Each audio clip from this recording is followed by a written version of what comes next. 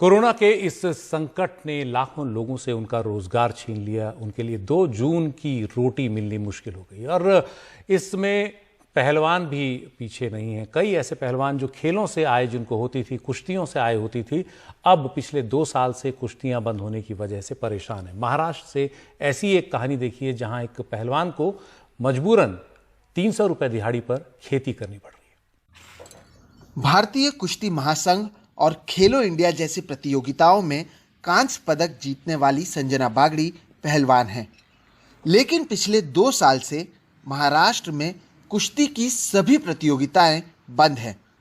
खेलकर जो पैसा मिलता था वो भी बंद है। हाल ये है कि संजना को अब घर चलाने के लिए 300 रुपए दिहाड़ी पर खेती करने को मजबूर होना पड़ा है। एक पहलवान को तंदुरुस्त रहने के लिए भी खान पान का खास ख्याल रखना पड़ता है, लेकिन वो भी अभी दूर की बात हो गई है। सध्या कोरोनामुळे आमचं पूर्ण प्रॅक्टिस पण थांबले। कोरोना की वजह से ना ही कोई स्पर्धा हो रही है और ना ही प्रैक्टिस। परेशानी बढ़ गई है। हम पहले की तरह खुराक भी नहीं खा पा रहे हैं। मेरे जैसे कई और लोग हैं। पहलवानों के लिए कुछ किया जाना चाहिए। बहुत गरीब परिवार से आते हैं। कई लोग जो पहलवान थे वो अब खेतों में काम कर रहे हैं। पहलवानकी करायची ही आल्या अडचण आल्या। संजना का परिवार सांगली जिले के मेरज तालुका के तुंग गांव से आता है। पिता मछुआरे हैं, लेकिन फिलहाल बाजार बंद है और घर चलाने को पैसे भी खत्म हो रहे हैं। पश्चिमी महाराष्ट्र में बड़े पैमाने पर कुश्ती खेली जाती है, लेकिन सब कुछ बंद पड़ा है। परिवार वाले बताते हैं कि संजना की तरह कई खिलाड़ी हैं जो इस तरह काम करने को मजबूर हैं।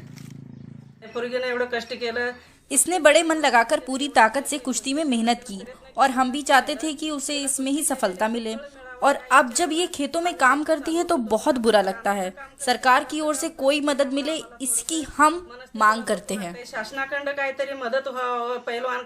ओलंपिक 2024 में होने वाली जो स्पर्धा है उसके लिए हम उसकी तैयारी कर रहे हैं।